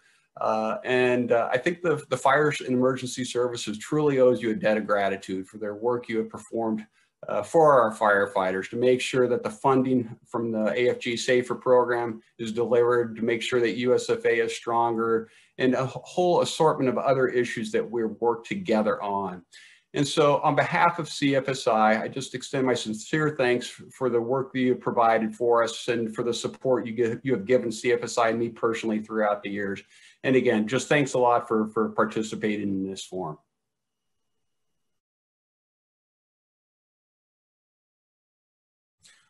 Our final interview is with Chief Dennis Compton. Chief Compton was fire chief in Mesa, Arizona for 6 years after spending 28 years with the Phoenix Fire Department, rising to the rank of assistant chief.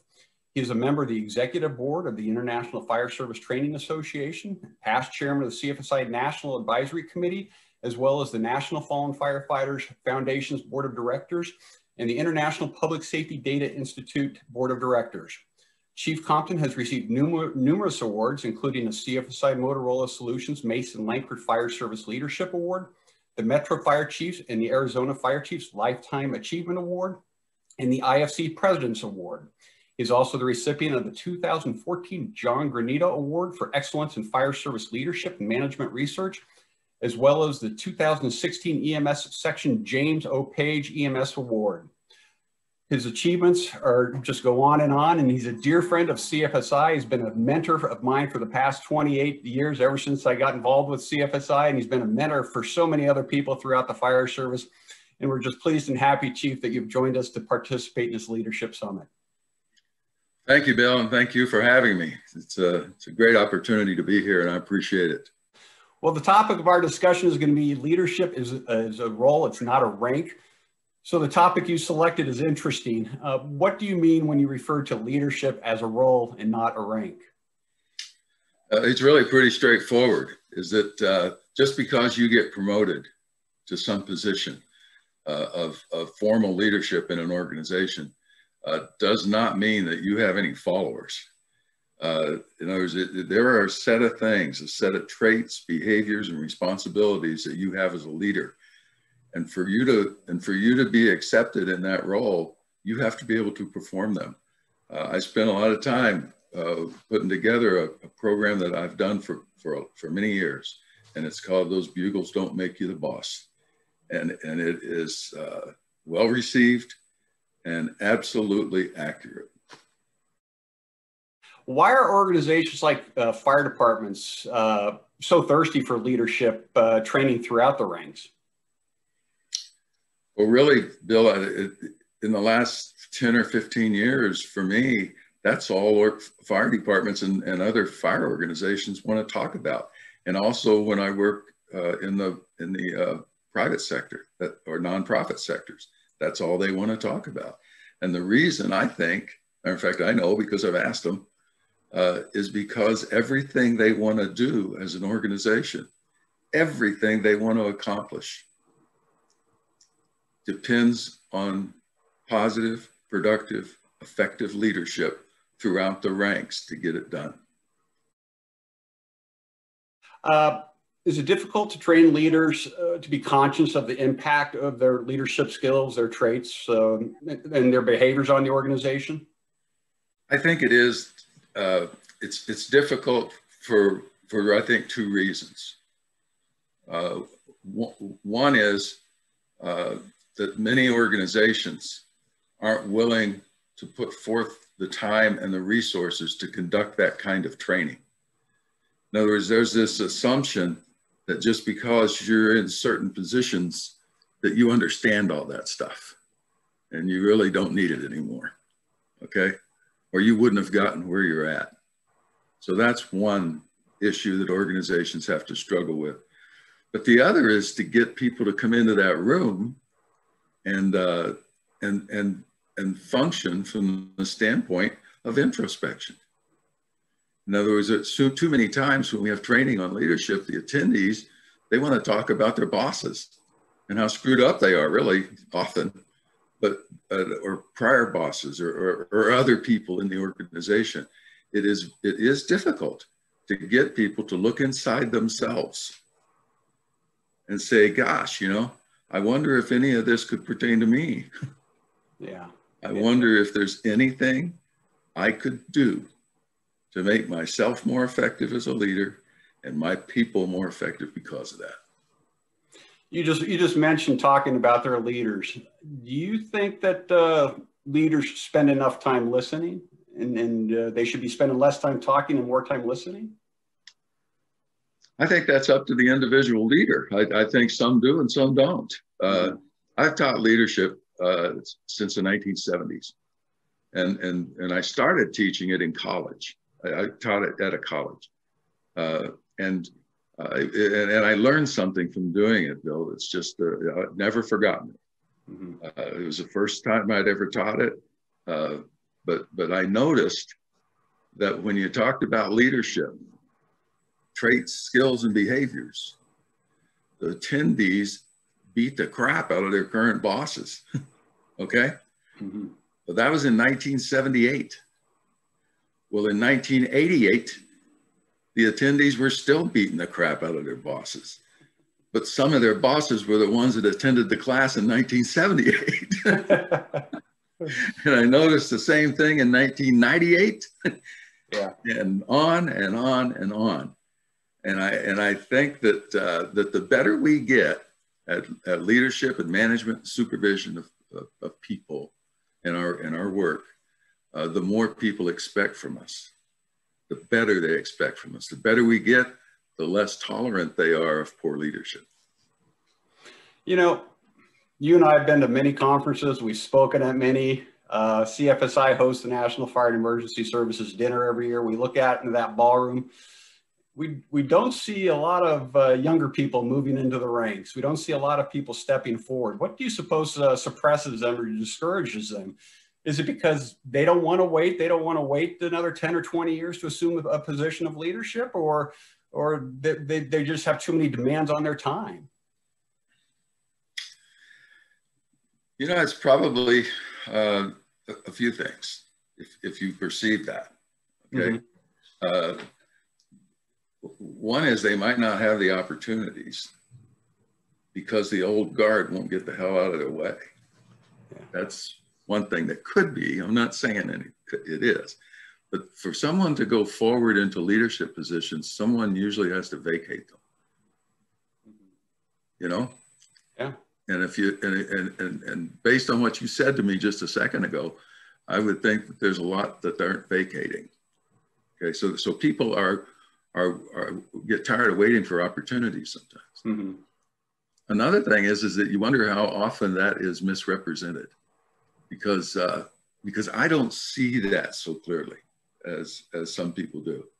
I get out a lot and I get into fire departments a lot. And what I see in the young people and the young officers is incredible capability, you know, right through the system. Firefighters that are better trained and better equipped than we ever were, you know, fire officers that are the same, better equipped, better trained, you know.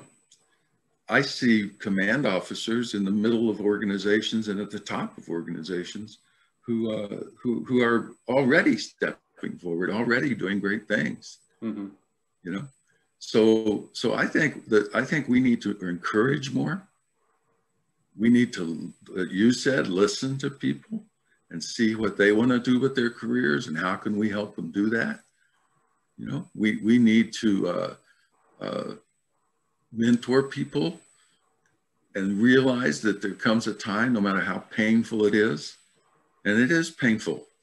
You know, it's a lot easier to talk about leaving than it is to leave. Okay, but to make opportunities for people. You know, is that there's a time when the old guard, let me just call it that, the best thing they can do is become the wise old owls. And be there for the next generation. And I know your actions definitely speak louder than words, because you were serving as the chairman of the National Fallen Firefighters Foundation. You were at the top of your game, your A game, and yet you felt it was time to move on. And I believe your quote was, "I am not the future of the fire service." And so it was very, very disheartening for the rest of the board members when you did step down, but we certainly understand why you did it and appreciate the leadership you demonstrated by doing it to allow a younger, I guess, generation assume a leadership role. Yeah, and it's also a different, it's a different focus on leadership than what we had at the foundation with me. In other words, I was the chairman there for 12 years almost. It was just a few months short of 12 years. Things were good there. And it was moving right along. Okay. But new leadership, and probably because it was Troy that moved in, provides a spark. It provides a little different look at things. It provides, as long as they're competent people, you don't want to replace competent people with incompetent people. But as long as they're competent people, it provides a spark for that organization to go forward. You know, I made a mistake one time, Bill, and I'll just take a minute and tell you about it. That's another thing I learned from, is that I used to be a department chair at a college, and I was there for 20 years, and I taught at that college for 20 years. I brought a guy on board years before I left. And he was going to be the person that replaced me someday, as far as I was concerned, and as far as he was concerned. But what happened is that he ended up leaving before I did. I lost my replacement. Yeah, you see that happening every so often. There's no question. And I lost him because I stayed there. First of all, I recruited him, and then I didn't do my part in the end because I liked what I was doing. And I just don't believe that we don't have a bunch of capable people coming up through the system, because I get to meet them. I deal with them all the time. They're smarter than heck, you know? I mean, you can use a sports analogy, like a backup quarterback, you know, in the NFL. He sits on the bench for years and years, trying to get groomed to take over that starting role, and that starting quarterback just doesn't want to budge. And by the time that starting quarterback leaves, the backup is left. And so where does that leave the team? And so, yeah, you see that in businesses all the time. You'll have to ask Belichick. I don't think you'd answer that question. What are a few of the key leadership issues then that you stress when you engaged in training, or even when you engage in training today? You know, I like to deal with the basics of what I call the basics of leadership first, because they're also the most difficult ones. Okay. When I used to teach tactics and strategy, I used to be asked, "Chief, can you come and teach us advanced tactics?" And yeah, I'd love to do that, except for I haven't burned a lot of buildings down in advanced kind of ways. Usually something, you know, there's advanced stuff to high-rise fires and Tasmanian stuff. There's advanced stuff to all that. But basic structural firefighting has some basic things you got to do. And leadership is the same way. There are all kinds of leadership models. I could have shared my screen with you and brought a couple of them up here today. You'd have been asleep as the moderator. Okay? I got that. There's nothing wrong with those models. Nothing. In fact, they're excellent, excellent teaching tools. Mm-hmm. But it's hard to go to the models when you haven't dealt with stuff like teaching people about their leadership presence and the way people perceive them based on the way they look and the way they act. When you don't teach them about the importance of people trusting your decision making. In other words, that you make decisions that they feel like are well thought through and they can trust you. And in our business, that's a big deal, you know. Mm-hmm.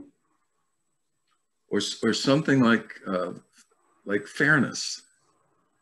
You know, fairness is an easy word to say. It's one of the most difficult things to do there is. Mm-hmm.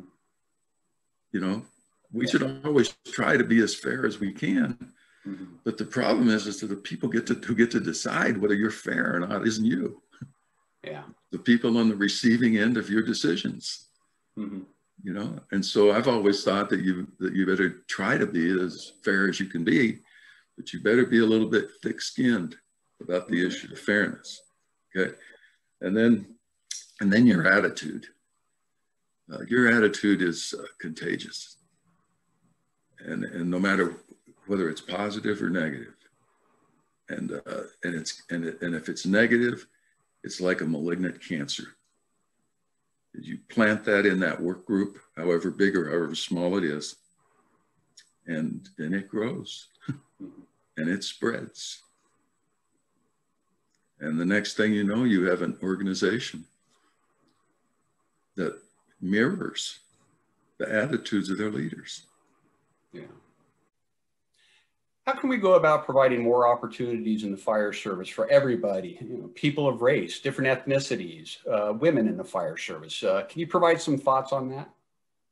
I would say that we need to keep hiring the best people we can hire into our organizations and mentor them and support them and be there for them when they need guidance or help. Or someone to remove obstacles from them that are getting in their way. And then have the truly equal opportunity for advancement. In other words, in our testing and selection processes. Mm-hmm. Because it's not anymore that we have, that we're a solely white male workforce, which when I came on the job, we pretty much were. 50 years ago, I came on the job, more than 50 years ago. We were, and but we aren't anymore. And we still have a long way to go. Leadership is not a rank, it's a role. Should a deputy feel threatened or uncomfortable to talk to the chief if he or she feels that there's something wrong on the leadership level? Should that deputy feel uncomfortable about providing gentle criticism or pointing out that there might be a problem somewhere in the leadership ranks? It depends on the people you're going to talk to. How do you have that discussion? You know, that depends on who you're going to talk to about. I have had those discussions. People have had those discussions with me about something they were concerned about. But if you bite the head off of whoever comes to you and throw them out of the office, the end result is they're not going to come back to the office. Because they don't have to put up with your crap. But what will happen to you is if you are a fire chief or an executive director, you are the top in that organization. If people feel like they're going to be abused because they come to you with issues that they are concerned about, they won't come to you. Especially if they have been abused in the past for doing it. So what happens is, instead of you having to deal with a hurt ego from someone telling you something you really didn't want to hear, you end up with a ball bat in the back of your head by something that surprised you that didn't have to. Yeah. You know? Yeah. So you kind of called an airstrike in on yourself. Yeah. So it depends on the reaction you get from the leader. You know, you can't say I've got an open door policy and then slam people's head in the door when you don't like what they say. Amen to that. We have time for one more question. It's an important one too. When you refer to leadership rites of passage. It is the essence of leadership, I think, because it's the foundation of it. These rites of passage. I put these together years ago. Mm-hmm. They not being sensitive to these and not practicing them get leaders in trouble more than any other thing they can do. Mm-hmm. And they're real simple, but they're hard. And the first one is that you got to lead by example. In other words, do as I say, not as I do. Didn't work when we were young. It doesn't work now that I'm old. Mm-hmm. People don't buy into that. Mm-hmm. That if you can't set the example for what you expect of others, you become a buffoon. And they know it. Mm-hmm. And when they talk about you, when you aren't around, they define you in ways that you would not be happy to hear. Okay? Or worse yet, is they follow your policies and procedures and rules only when you're there. And they don't follow them when you're not there because you don't follow them yourself. So they're obedient is all they are. And if you're not there, they're not. Okay? So lead by example is the first one. Okay? If you lie to people or you steal from them or you talk behind their backs as the leader, people won't trust you. They won't trust you. And they also won't respect you. And I'm not talking about stealing things from their lockers. I'm talking about stealing their ideas, stealing their recognition they should have gotten that you took. Mm-hmm. I'm talking about flat out lying to people. Mm-hmm. To the point where they can't believe anything you say and they don't trust you because of that. You know, when I was in the Army, they told us, you know, you don't have to respect the person, but you have to respect the position. God, I'm 71 years old. I still haven't figured out how to do that yet, but I am working on it. It's a righteous concept, but I just see that as an issue. And the last one is lead by example. Don't lie to people. Don't steal from people. Don't talk behind their backs. And the last one is to understand that if you are disrespectful to other people, they will not respect you. Because the issue of mutual respect is like a mirror. The only reason you get an image back to you that you can see out of a mirror is because you put an image in. And it's the same concept with respect. The only reason anybody's going to respect you is because you respect them. Mm-hmm. If you're disrespectful to them, why would they be respectful of you? Mm-hmm. So how in the world, when leadership and followership is nothing more than a relationship, that's all it is, it's a relationship. Mm-hmm. How in the world can you have a positive, productive, and healthy relationship inside organizations when you have issues going on between the workers and management where they don't trust one another and they don't respect one another? Mm-hmm. And often it's well earned. Yeah. Yeah. So those are the rites of passage. You can't do those. There's no sense doing the others because they won't let you pass these. They keep dragging you back. Lead by example, mutual respect, mutual trust. They just keep dragging you back. Well, I always say, anytime I'm on the phone with you or with you at a trade show or just having a one-on-one discussion, it's always an educational experience for me. And I'm sure this is an educational experience for the people who are participating in this seminar, this leadership forum that we're conducting. So, Chief, on behalf of CFSI and the thousands and thousands of firefighters who have been positively influenced by your leadership, thank you for participating in this forum. Well, Bill, thank you for all you do for the fire service, and thanks for having me here.